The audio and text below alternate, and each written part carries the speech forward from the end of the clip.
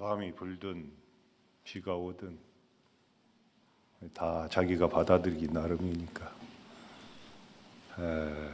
저는 아침에 설악산에서 출발했는데 설악산 눈이 많이 왔습니다.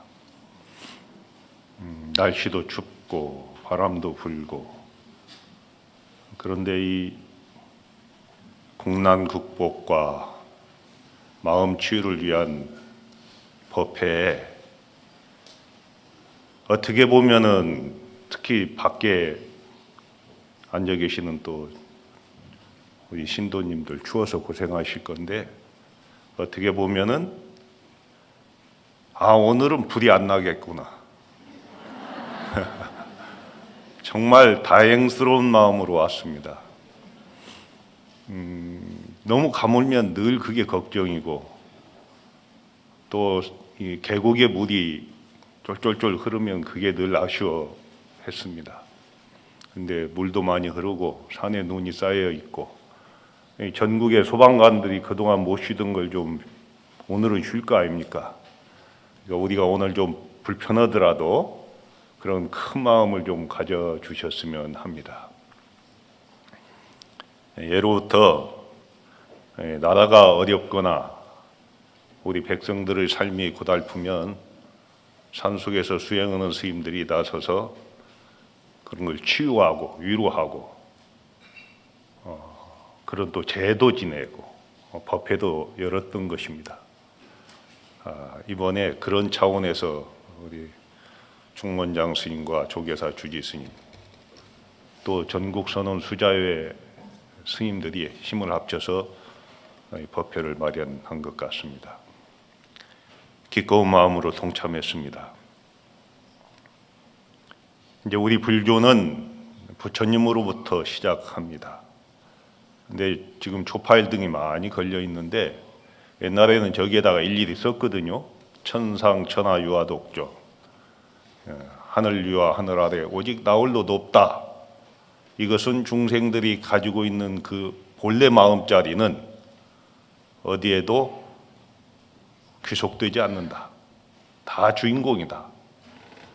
이 뜻입니다. 전부 부처다. 이런 뜻이에요. 근데 부처의 안목으로 보니까 삼계 계고 아당 안지 우리가 사는 이 세상은 전부 고통이다. 그것을 내가 마땅히 편안케 하리라. 이것이 이제 부처님의 전도 선언입니다.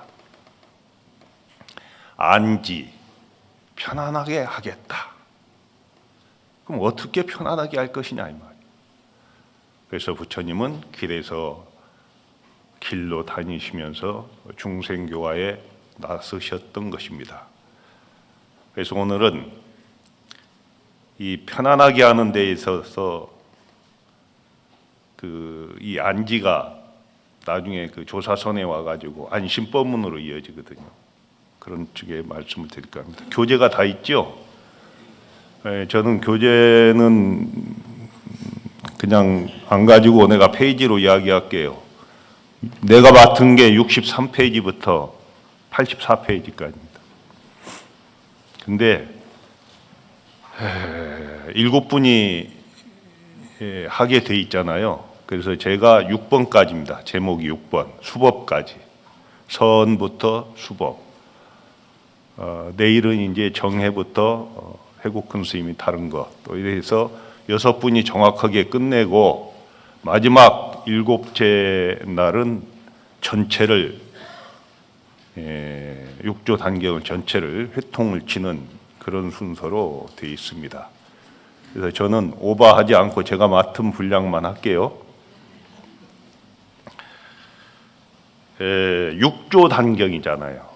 오늘은 교재에 좀 충실해 보겠습니다. 6조 단경이에요. 6조라는 말은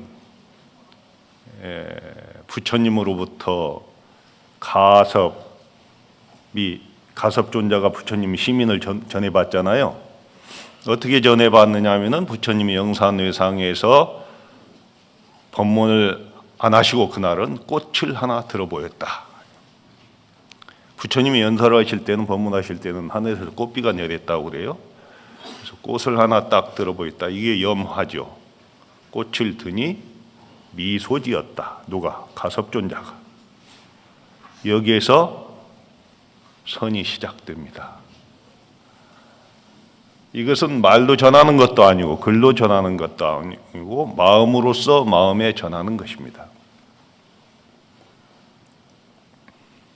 이걸 이심전심이라고 그럽니다. 마음으로서 마음에 전해. 거기도 문서도 필요 없습니다. 이 제1대 조사가 가섭존자입니다. 그 다음에 2대 조사가 아란존자입니다. 3대 존자가 상노하수 존자입니다.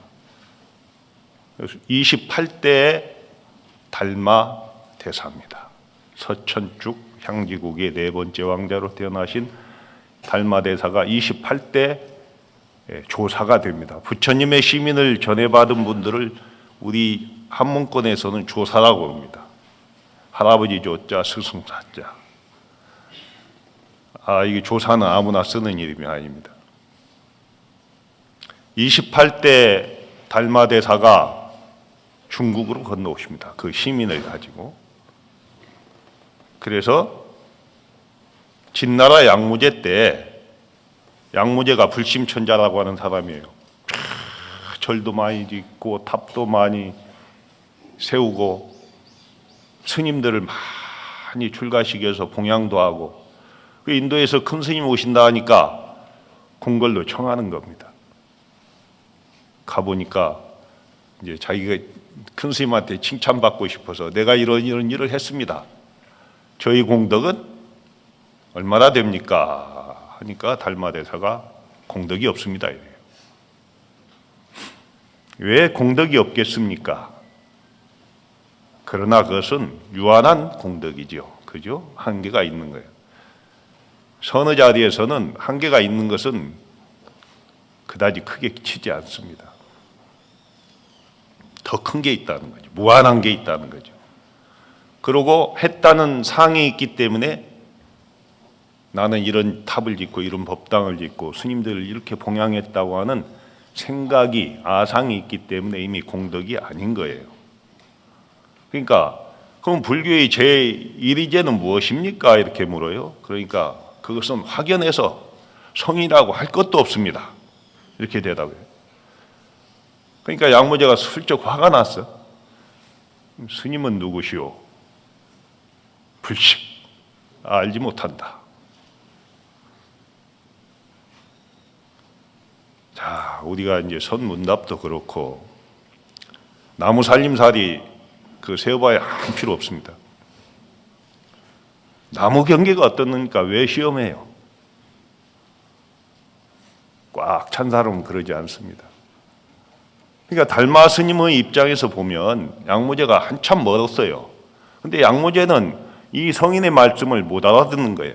불식이니까 모른다고, 나도 내가 누군지 모른다 하니까 그냥 모르는 줄 아는 거지.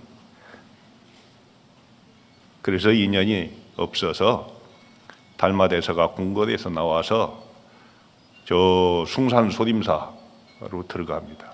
거기서 2시간 올라가면 소림동이라는 굴이 있습니다. 거기에서 9년간 계셨던 겁니다. 자, 9년 만에 젊은 스님이 찾아오는 거예요. 그래가지고 스님을 뵈러 왔습니다. 어쩐 일이냐? 그러니까 위없는 불도를 구하기 위해서 왔습니다. 그거 안 된다. 그래가지고 문을 닫아버려요. 동굴에 문이 하나 있거든. 문을 닫아. 아침에 열어보니까 그대로 눈 속에 서 있는 거예요. 눈이 오는데 이 젊은 스님이. 이 사람이 됐구나 속으로 짐작하시고, 그래, 네가 뭘 알고 싶은가? 그러니까 저희 마음이 심히 불안합니다. 정말 몹시 불안합니다. 이 마음을 편하게 해주십시오. 달마 대사가 어떻게 해요?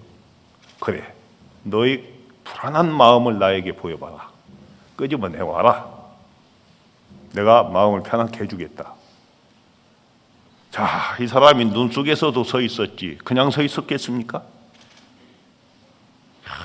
일념으로 서 있었죠. 불안한 마음도 일념으로 찾아보니까 이 마음이 어찌 불안한 마음이 있고 행복한 마음이 있나요? 마음은 그러지 않잖아요.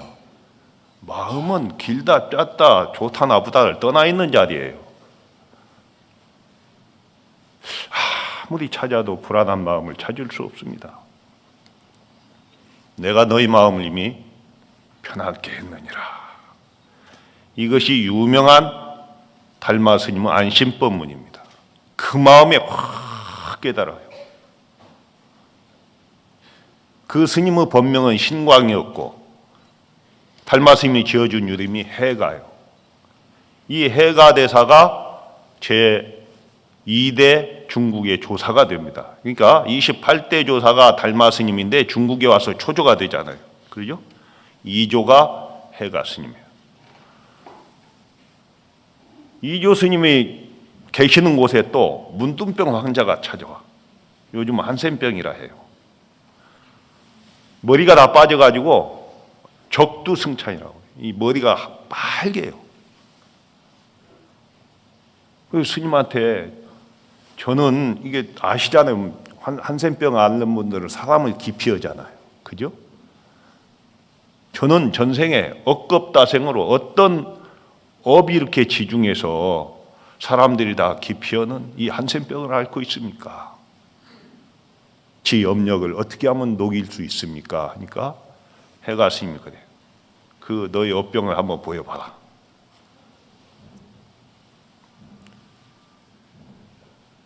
여러분 천수경에도 보면은 죄무자성 종심기 심양멸시 죄영말 그래요. 죄라고 하는 자성이 따로 있지 않아. 마음 따라 일어난다고 그랬어요. 근데 아무리 찾아도 자기가 업으로 생각했던 이것을 평생을 지니고 살은 이 사람 마음으로 아무리 찾아도 업이랄 게 없는 거예요. 그러니까 찾을 수 없습니다. 내가 이 너희 마음을 이미 편하게 했느니라. 이게 또 안심법문이에요. 이분이 문둥병 환자가 처사였는데 3조가 돼요. 3조가. 바로 그 자리에서 3조가 돼요. 깨치니까.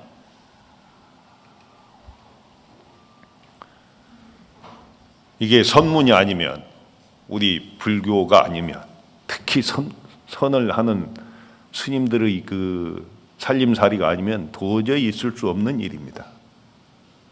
그 위없는 3조가 됩니다. 이분이 얼마나 큰 깨달음을 얻었는지 나중에 신신명이라는 걸 짓잖아요. 이 신신명 대단한 겁니다. 앞으로 봐도 뒤로 봐도 거꾸로 봐도 완벽한 어록입니다. 중도에 대해서 그렇게까지 고구정령하게 다양하게 법문을 하신 내용이 그리 없습니다.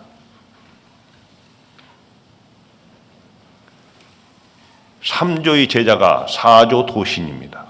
도신선사는 대의왕 소리를 들었습니다. 그래서 황제가 병이 나서 백약이 무효인데 약방문을 하나 궁궐로 보내요. 도신선사가. 그 약방, 그 처방 좀 먹고 나와요. 막 황제가 이제 궁궐도 청하잖아요. 성철 스님처럼 산승은 산에 머무를 뿐 나아가지 않았어요. 그 병을 낫고 그래서 대의왕 소리를 들었던 분이 사조 도신선사입니다. 5조는 홍인선사입니다. 여기서부터 5조 스님 때부터 이게 나오죠. 그러면 5조의 제자가 6조 해능이에요. 그래서 6조 스님이 법문을 하신 즉 대범사 광동성에 있는 대범사 계단에서 이렇게 계를 받는 자리 있죠? 계를 받는 계단에서 법문하신 무상심지계를 주면서 법문하신 내용이 이 6조 단경입니다. 이 단자라는 게 계단 단자입니다. 6조 해능 스님이 무상심지계를 설하시면서 법문하신 내용이다. 근데 경이라고 붙였어요. 경은 부처님 말씀을 경이라 해요.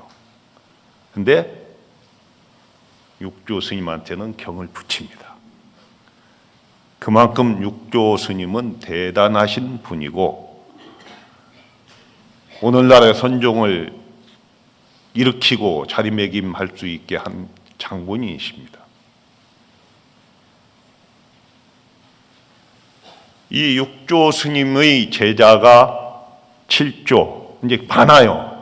어록에 보면 5분이 돼 있지만 우리 맥으로 보면 7조 남학 회양선사, 8조 마조 도일선사, 9조 서당 지장선사, 10조 도의국사, 신라에 이렇게 해서 10조에 해당하는 도의국사가 선법을 우리 신라 말에 최초로 선법을 가지고 와서 계셨던 곳이 설악산 진전사입니다. 거기에 보면 부도가 있죠. 탑도 있고. 그래서 한국에 선이 들어오게 됐습니다. 오늘은 교리 시간이 아니니까 이렇게만 이야기하고요. 자, 63페이지 보면 그런 내용입니다. 이렇게 대범사 강당에서 계단에서 모여 있는데 자사벼슬을 하는 위거가 그때 도속인 속인들까지 해서 승려까지 1만여 명이 모였다. 그래서 이 법문을 귀히 여겨서 법회 스님한테 기록하게 해서 후세에 남겼다 하는 것이 서문에 해당되는 내용입니다. 자, 그런데 두 번째 65페이지 보면 심사입니다. 스승을 찾아가는 길입니다. 스승은 어떨 때 찾아가야 될까요? 자, 이제 이야기식으로 제가 풀을게요. 이 책을 보면 머리도 아프고 그러죠. 눈도 침침하고 이야기로 할게요. 그래야 쑥쑥 들어오지. 성은 노씨입니다. 노씨인데 아버지가 좌천돼서 광동성 신주 땅에 범양 사람인데 와 있다가 아버지가 일찍 돌아가시고 노모를 모시고 봉양을 해서 살고 있는데 그 생활 수단이 뗄나무꾼입니다. 그러니까 배운 것도 없고 일자 무식이고 가진 것도 없고 그래서 열심히 산에서 나무를 해다가 갖다 주고 그걸로 어머니를 봉양하는 효성스러운 아들이었습니다. 그런데 뗄나무를 해가지고 싹을 받고 나오는데 누가 글을 읽는데 이 해능의 눈은 까막눈인데 귀는 열려 있어요. 그래서 탁 들어오는 거예요. 글을 읽는 분한테 가서 자, 이게 뭡니까? 어째서 그것을 읽고 계십니까? 그러니까 이건 금강경이라고 하는 겁니다. 이걸 어디 가서 더 들을 수 있습니까? 그러니까 저 기주 황매연에 오조 홍인 스님한테 가면 들을 수 있습니다. 이야기를 듣고 발심을 해요. 정말 크게 발심을 합니다. 아, 이런 세상이 있었구나. 발심해야 돼요. 누구를 찾아가기 전에. 어느 선사 가서 화두를 받는다, 누구한테 가르침을 받는다. 발심이 안 된 상태에서 가봐야 한 필요가 없어요. 화두 안 알려준다고 답답해할 게 아니고 발심이 안 된 자기를 체크해야 돼요.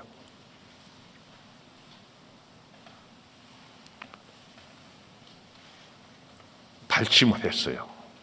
그래서 열심히 일을 해가지고 어머니 자실 쌀을 마련해 놓고 개나리 보찜 메고 그 먼 길을 찾아갑니다. 여러분들 여기 오실 때 자동차 타고 오셨겠지만 옛날에는 걸어서 갑니다. 저 광동선 남쪽에서 양자강 넘어서 황매연까지 가려면 엄청난 거리입니다. 그것을 개나리 보찜 메고 집신 삶아 가면서 산 넘고 물 넘어서 찾아간 겁니다. 그런데 오조 스님께서는 1000여 명의 제자들한테 둘러싸여 있는 거예요. 법문하시다가 또 개하에서 인사하는 낯선 사람을 봤어요. 이때 해능 나이가 22살 때입니다. 더벅머리 총각이 합장을 하고 극정성으로 이렇게 자기를 바라보니까 법문하시다가 너는 누구냐? 예, 저는 저 남쪽의 영남에 사는 백성이옵니다. 그래, 너 뭐하러 왔느냐? 위 없는 불도를 구하러 왔습니다. 웃어요. 하, 이놈아. 그 무지렁이 백성이 어째 위 없는 불도를 구한다고 하느냐? 그러니까 바로 나온 말이 그래요. 사람에게는 남북이 있을지언정 어찌 위 없는 불법에 남북이 있겠습니까? 뗄나무꾼 해능이 아니에요. 이미 발심을 하고 양자강을 건너오면서 우리는 이 과정을 놓치는데 저는 이 과정을 굉장히 중요시하는 사람이에요. 익을 대로 익은 거예요. 그러니까 그 말이 나오죠.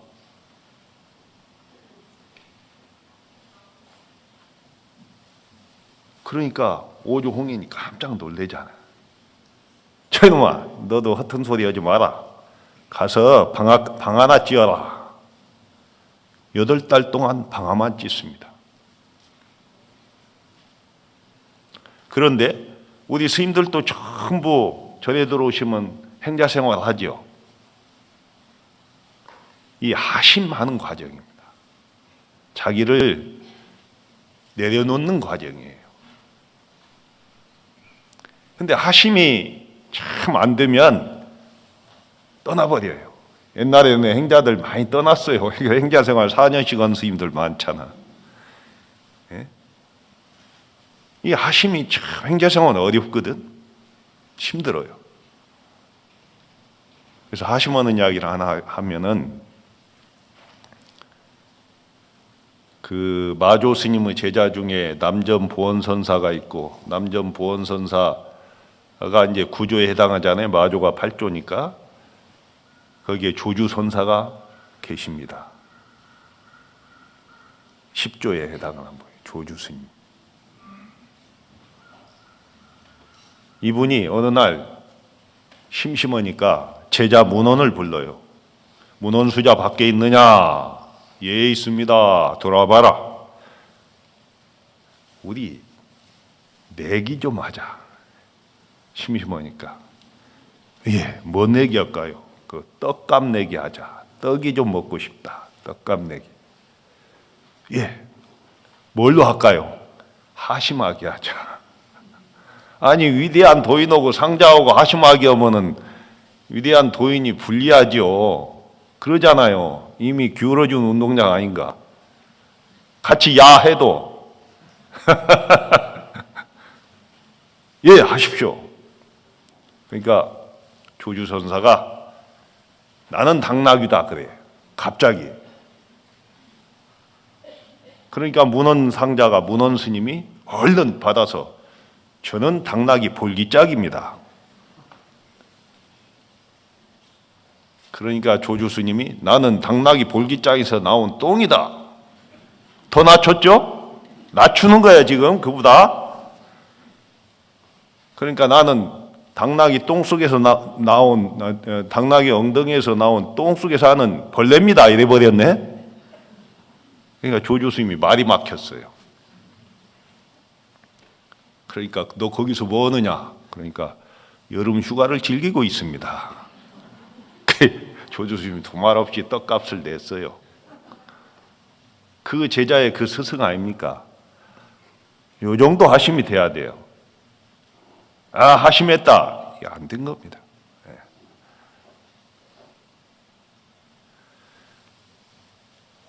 또 하나의 하심은 우리 그 구산 선문을 연 분 중에 한 분이 계셔요. 자, 강릉에 사는 청년이 개나리 보찜을 지게를 지고 한양에 와서 비단을 띄어다가 지방에 가서 팔아요. 대관령을 넘어가다가 대관령 고개에서 쉬는데 어느 노스님이 햇볕에 골마리를 풀고 하고 계시거든.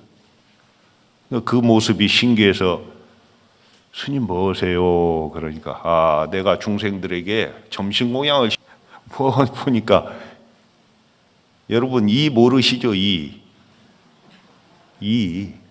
골마를 풀어갖고 이가 따뜻한데 나와서 자기 피를 빨아먹도록 공양을 시키고 있는 거야. 이가 물면 되게 가렵거든. 그러니까 하고 있는 거야. 이 모습이 이 청년의 볼 땐 너무 성스러운 거예요.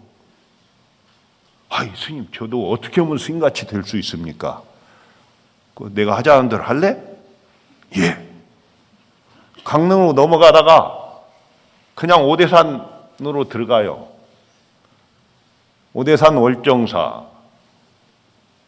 오대는 남대, 북대, 중대, 서대, 중대 해서 오대 아니요. 중국에 오대산이 있듯이. 거기에 동대 관음암이 있어요. 관음암에 또 조그만 토굴이 있는데 거기까지 올라가서 겨울인데 도 닦는 것도 금강산도 식후경인지 밥을 해 먹어야 할 거 아니냐. 솥이 잘못 걸렸다. 기울어졌다. 다시 좀 걸어봐라. 이 청년이 보니까 잘 걸려 있는데 그런단 말이에요. 예, 알겠습니다. 찬물에 황토를 이겨가지고 솥을 걸잖아요. 잘 걸었어요. 스님 잘 걸었습니다. 이게 뭐야 이놈아, 솥이라고 걸었느냐. 탁 주장자로 무너뜨리고. 예, 다시. 여러분 같으면 4번만 하면 별 사람 다 봤네. 누구 말도 요즘 별놈 다 봤네. 그러고 가버릴 거 아니요. 근데 9번이나 고쳐 걸었어요. 그러니까 이제 솥이 제대로 걸렸구나. 밥에 먹자. 그 스승이 무렴국사입니다. 성주산문을 일으킨 구산선문을 국사를 지낸 분이에요. 그 제자가 구정선사입니다.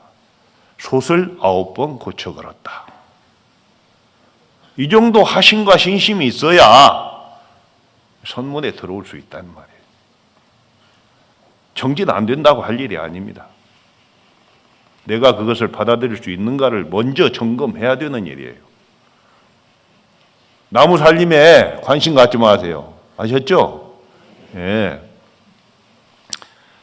그렇게 해서 스승을 찾아가서 방앗간에서 열심히 방아를 찧었어요.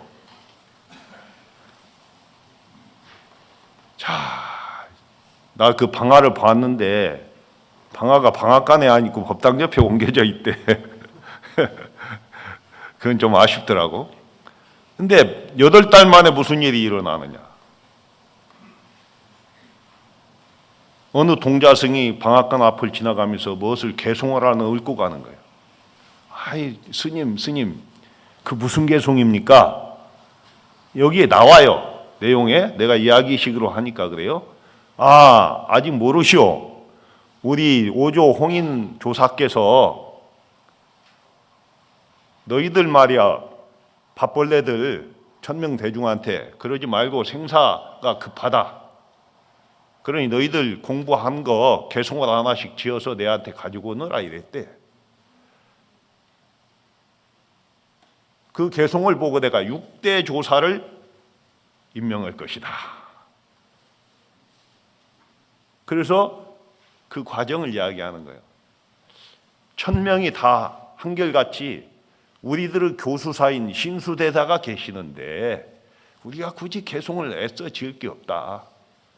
이분이 6대 조사가 될 거니까 그분을 의지해서 수행하자. 이래서 1000명이 전부 개송을 안 짓는 거예요. 그러니까 신수대사가 그 대중의 마음을 알고 부담을 느끼는 거야. 이걸 어떻게 하면 좋은가? 내가 6대 조사, 6조를 탐하는 사람이 될까 봐. 근데 한편으로는 내 공부가 얼마나 됐는가 또 모른다. 그 다음에 1000명의 기대를 내가 저버려서는 안 되지. 이런 고민으로 며칠 있다가 그 남쪽 벽도에 오조 홍인 스님이 이렇게 지나다니는데 능가 변상도를 그리려고 화공을 불러왔는데 다음 날 그리려고 했는데 거기에다 개송을 밤에 쓰고 자기 방으로 들어가 버려요. 그게 거기에 나옵니다. 신시 보리수요. 몸은 깨달음은 나무요. 심여 명경되다. 마음은 밝은 거울과 같다. 시시 금불시가야. 시시때때로 갈고 털고 닦아서 막사 유지내어라.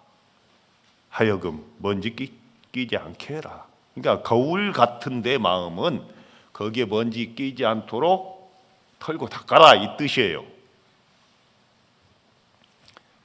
그러니까 오조 스님이 다음에 그림을 그리려고 딱 지나가다가 그걸 보고는 그릴 거 없습니다. 화공은 노고를 내가 치하합니다 하면서 값을 주고 이 모양 없는 이 개송이 있으니까 됐습니다 하고 돌려보내고 신수 스님을 불러요. 당신 처소로.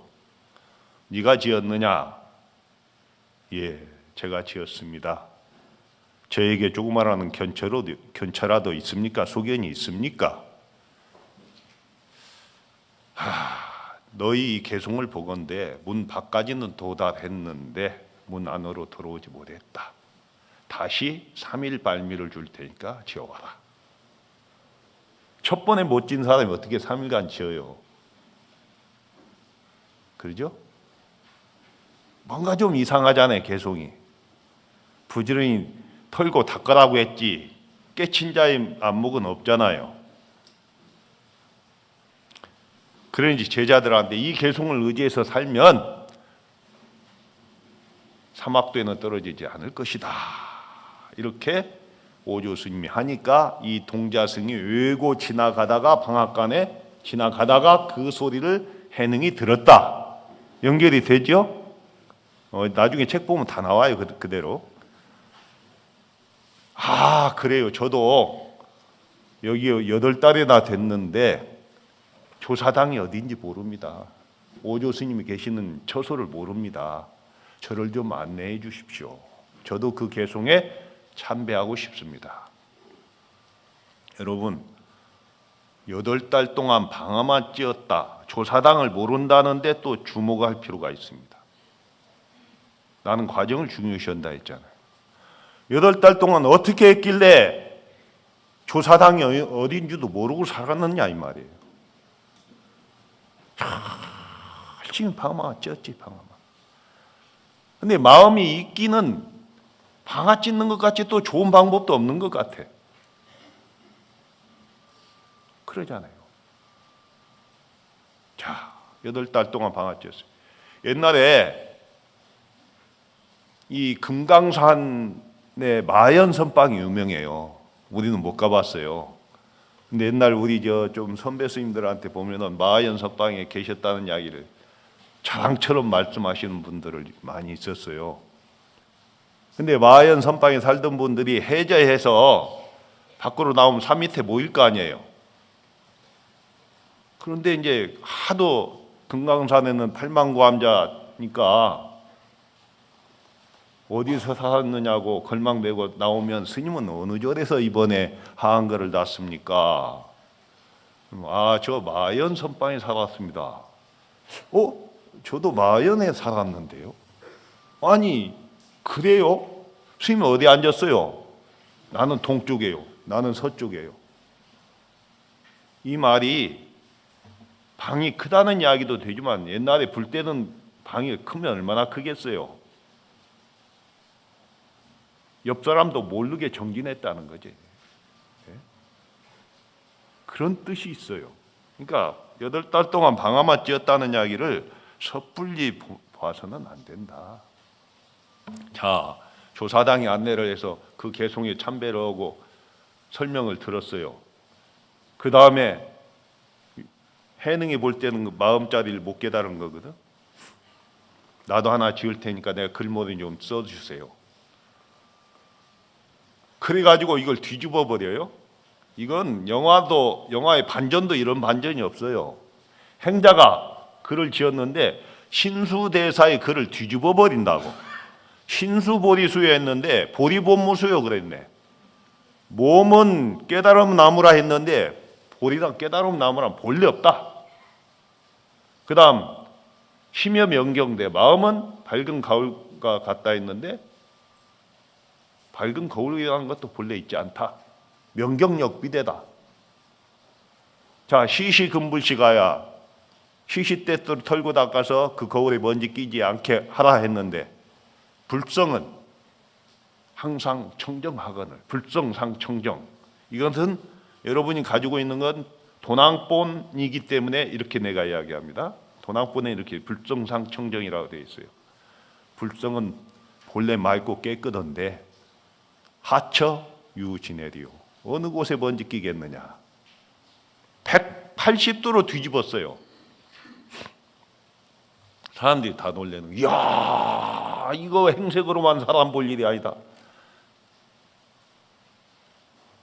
그러니까 그냥 해는 자기 다시 방앗간에 가서 방아를 찧어요. 또 자, 8달 동안 나타나지 않았던 홍인조사가 그날 저녁 무렵에 방앗간에 나타납니다.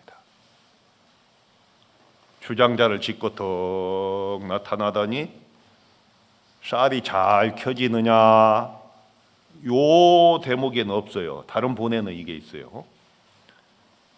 그러니까 방아 돌리다가 돌아보지도 않고 쌀 킨지는 이미 오래인데, 쌀이 익은 지는 오래인데 키지를 못했습니다 하면서 방아를 돌리고 있어요. 그 말이 뭐야? 공부 잘 읽느냐 이 말이죠? 방아 잘 찧어지느냐? 그러니까 하는 말이 쌀은 익은 지 이미 다 찧었는데 키지를 못했다. 까부는 거 있지, 키에다가. 이 말은 뭐예요? 스님한테 점검 못 받았습니다. 이미 공부는 돼 있습니다. 아무도 못 알아듣는 거예요. 오조 스님을 따라가는 시자마저도 못 알아들어요. 그러니까 오조 스님은 그냥 주장자로 바닥을 3번 치고 그냥 가셔요. 오늘 저녁에 삼경에 나한테 오너라 이 뜻이에요. 삼경은 밤 9시부터 11시 사이입니다. 쫙 아까 가봤잖아. 그 글 쓰느라고, 글 참배한다고. 거기에 딱 들어가요. 그러니까 오조 스님이 가사로 문 불빛을 다 막아버려요. 그리고 금강경을 쫙 법문하셔. 응무소주 이생기심하라. 응당이 머무는 바 없이 그 마음을 내어라. 여기에서 완전하게 깨쳐요. 확철대오를 해요. 어떻게 보면은 뗄나무꾼 때 금강경 들은 것이 약간의 있던 깨침이 있었다면 방아 찍으면서 또 익을 대로 더 익었고 완벽하게 그냥 깨쳐요. 그 자리에서 오조 홍인대사가 의법을 전달해요. 의는 가사예요. 가사. 부처님으로부터 조사, 역대 조사로 내려오던 가사고 발은 바로예요. 스님들이 일희일발도 산다 하잖아요. 너를 이 심표로 6대 조사로 삼노라. 너는 얼른 떠나라. 그래서 밤에 바로 그냥 국왕역까지 자기가 바래다 줘요. 국왕을 넘으면 다시 양장을 넘는 거예요. 여러분, 3대 조사, 문둥병을 앓은 사람이 처사에서 조사가 되었죠. 개도 안 받은 행자가 육조가 됐어요. 어떻게 보면 이게 안심법문 아닌가. 정말로 무한한 가능성을 열어 보이고 평등을 이야기하고 마음을 깨치는 자를 존중하고 물질은 거기에서는 어디에도 붙일 수 없습니다. 이렇게 해서 육조가 돼요, 이분이. 정말로 대단한 사건입니다, 이것은. 자, 육조 스님이 이제 열심히 가니까 나중에 알아요. 의발이 전수됐다는 걸. 그래서 제자들이 막 따라오는 거야. 2달 동안 따라왔어요. 밤에 은밀하게 빨리 떠나라고 한 이유가 있을 거 아니에요. 법에 안목이 없는 자가 조사의 자리만 탐으니까 너 밤에 떠나라. 근데 대유령이라는 곳에 고개를 넘으려고 하는데 나머지는 다 힘에 붙여서 돌아가고 삼품장군 출신인 해명이라는 분만 쫓아와요. 그러니까 육조 해능이, 해능 스님이 그때는 해능 행자요, 6대 조사지만 얼른 의발을 그냥 바위에다 올려놓고 바위 뒤에 숨거든. 여기도 이 도낭번에는 안 나와요. 숨으니까 그 장군 출신이니까 탁 의발을 취하려고 하니까 의발이 바위에서 움직이지 않아.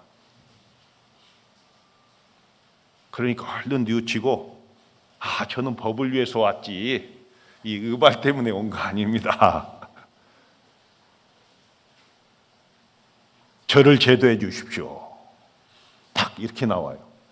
그러니까 바위 뒤에서 탁 나오면서 육조 해능이 선도 생각하지 말고 악도 생각하지 않을 때 어떤 것이 그대의 본래 면목인가. 여기서 깨쳐요. 갑자기 왜 선악이 나왔을까? 이것은 어떻게 보면은 선사들한테는 매맞을 짓이지만 여러분의 이해를 돕기 위해서 한마디 붙이자면, 의발을 탐한 마음은 좋은 마음이 아니었죠.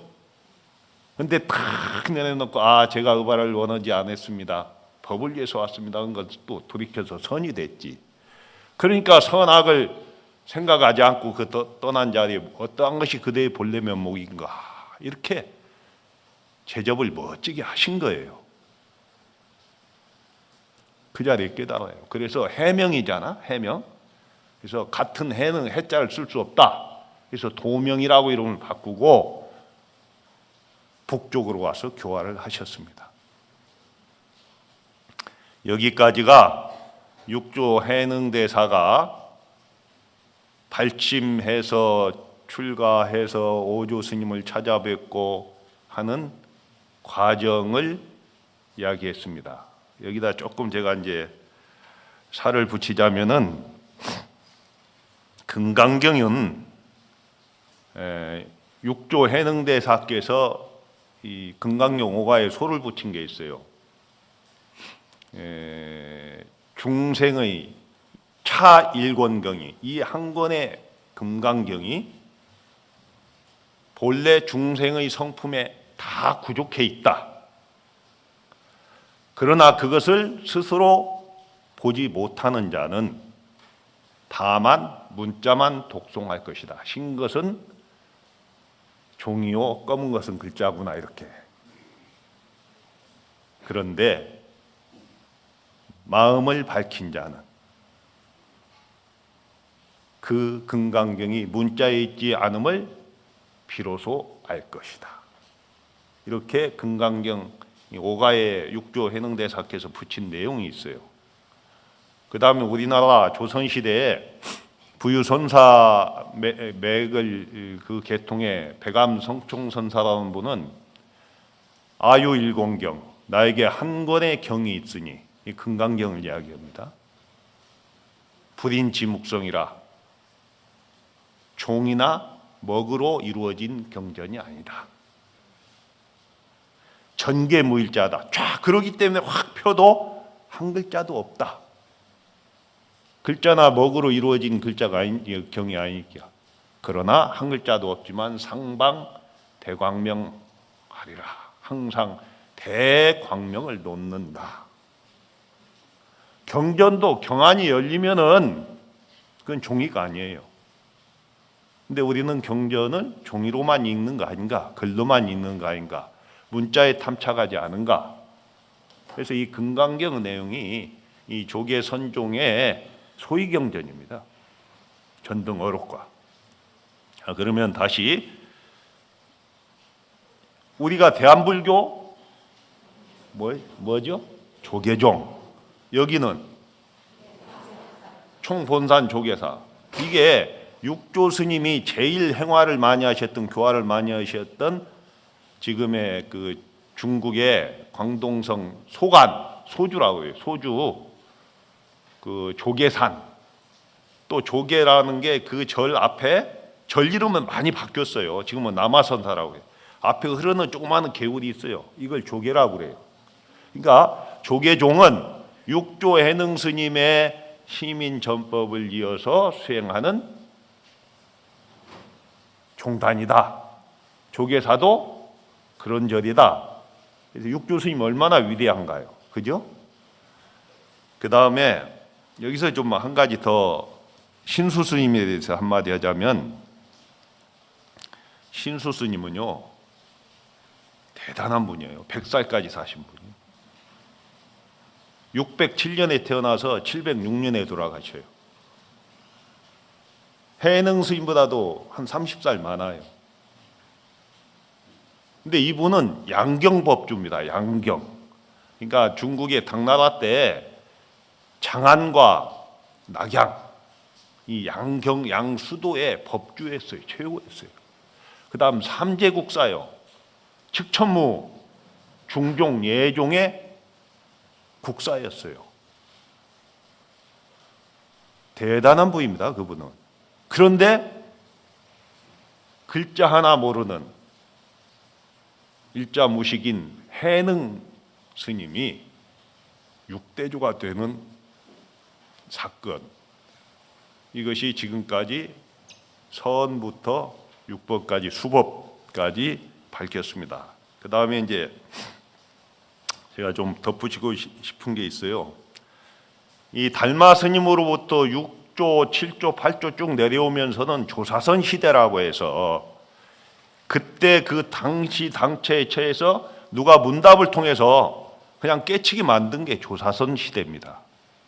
근데 이 조사선이 흘러오면서 깨치는 노래, 지은 개송, 열반송 이런 것들을 후래에 이 선사들이 외우고 하다 보니까 본질을 놓치고 문자선, 의리선으로 빠져들었어요. 뭐 시 이게 좋다. 시만 외웠지 마음자리는 깨닫지 못한 거예요. 이것을 송나라 때 대종고선사가 발견하고 과감하게 그런 것을 불태우고 가나선을 제창한 겁니다. 그러니까 어떤 사람들은 그래, 가나선이 별개의 수행이다 그러지 않아요. 부처님으로부터 내려온 시민을 전수받은 조사들에 의해서 이어진 이 조사선이 더 명료화된 거예요. 문자선, 의리선으로 빠지니까, 구두선으로 빠지니까 딱 하나 드러내는 것, 분별망상을 다 없애게 하는 이 화두선, 이걸 가나선이라고 합니다. 그래서 지금은 가나선을 공부하는 시간은 아니지만 그 육조 스님으로부터 대동된 그 조사선이 이렇게 가나선으로 명맥을 이어왔다. 그래서 지금 선명상하지만 선명상은 이제 총무원장 스님도 그러시잖아요. 선명상에서 가나선으로 가는 것이다. 가나선이 너무 어려우니까. 근데 쉬운 사람은 또 쉬워. 그러나 보편적으로 어려우니까 그런 어떤 디딤돌을 놓는 과정이다 이렇게 말씀하시는데, 만약에 선명상은 흙탕물이 일어났다가 차분하게 가라앉으면 물이 맑아지죠. 그것이 선명상이라고 하면 가나선은 만약에 가라앉은 흙탕물은 휘 저어버리면 다시 흙탕물이 되죠. 그죠? 가나선은 행주, 자와, 어묵동 등에 흔들림이 없이 화두로 늘 깨어있는 것, 성성한 것, 적적이 선명상이라고 하면 거기에 플러스 알파로 성성까지, 적적 성성까지 수행하는 것이 가나선이다. 이렇게 하시고 열심히 수행하는 불자가 되길 바라고, 아니 극락 국복을 위한 마음 치유를 위한 거니까 극락정토에 대해서 한마디 하자면, 옛날 우리 해인사 살 때 5살짜리들한테 머리 깎여갖고 승복 입혀놓으면 이쁘잖아요. 여기 조계사도 고출가 시키는가요? 동자승 이제 안 해요? 입혀놓으면 이뻐. 그러니까 지나가면 이제 너 왜 절에 들어왔냐? 관광객들이 그런단 말이야. 그러니까 이제 대답할 말이 없으니까 스님한테 자꾸 물어요. 그러니까 다음에는 그리 물으면 세상이 무상해서요 이래라. 알았다고. 그냥 물으니까 세상이 무상해서요. 그러니까 묻는 사람이 무상이 뭔데?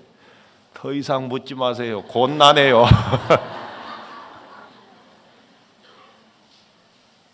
어느 동자승이 또 두부 사러 와. 두부. 노스님이 꼭 절 앞에 가서 아침마다 두부 한 모 사오라고 그래. 그러면은 그릇 깔고 달랑달랑 마을에 가서 두부를 사려고 하는데 꼭 노파가 길목을 지키다가 스님 어디 가세요? 두부 사러 가요. 아 그래요? 다음 날도 가면 또 어디 가세요? 두부 사러 가요. 자꾸 물으니까 짜증이 나잖아 동자승이. 그러니까 스님한테 스님 자꾸 그 노파가 노부살님이 자꾸 물어요. 그러니까 오늘은 말이야. 그러면 극락정토 가라. 간다 해라. 알았다. 내려가는데 또 노파가 스님 어디 가세요? 극락정토 갑니다. 극락정토는 왜요? 두부 사러요. 빌린 지혜는 짓게 아닙니다. 그죠? 빌린 지혜는 짓게 아니에요. 진짜 극락정토에 한다면은 두부 사러 간다고. 물론 극락정토가 두부 팔기는 하겠지. 해인사 그 장경각 위에 원각도량 하초. 원각도량은 부처님 계신 곳입니다. 그곳은 어느 곳에 있느냐? 현금 생사 즉시. 지금 나고 죽는 이 자리. 자, 이 자리가 극락정토가 되려면 우리 모두 본래 내가 부처임을 가나선을 통해서 확인해야 됩니다. 마치겠습니다.